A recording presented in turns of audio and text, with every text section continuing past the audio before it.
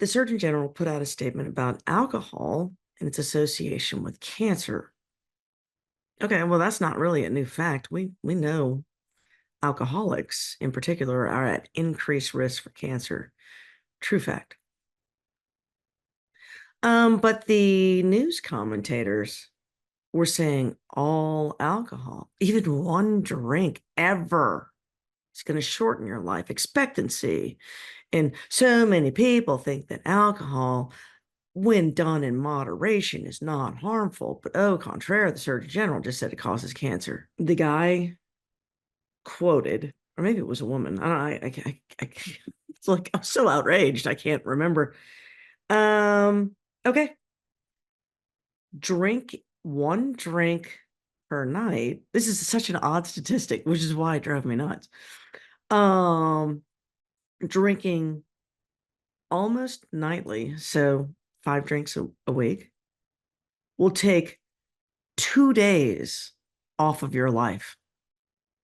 I'm willing to sacrifice a couple of days if I get to drink a beer with a football game. You know what I'm saying? So, that is an odd statistic. And how could you ever prove statistical significance 2 days in the course of an 80-year-old life? Hmm, seemed odd to me.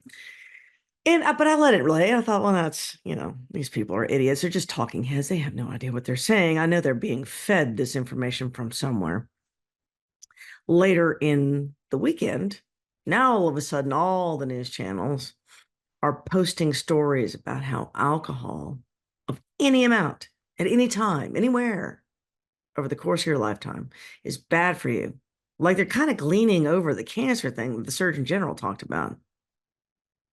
This bothered me because when multiple different TV shows, TV channels, news sources all have the same story, you have to ask yourself why, especially when it's contrary to what you know in your own life as a surgeon. I will tell you, patients of mine who are over the age of 80 and on no medications have two things in common. Number one, they drink black coffee or very stout black English tea in the morning when they wake up. And the second thing they do is drink a glass of red wine or, because I live in the South and I live in Texas, bourbon, one glass nightly.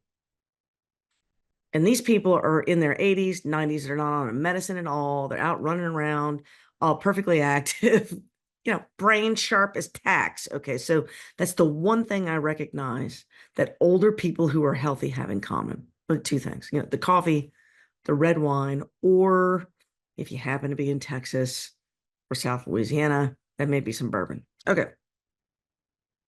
So this statement of any alcohol is bad for you and takes 2 weeks off 2 days, 2 days off your life seemed egregious to me.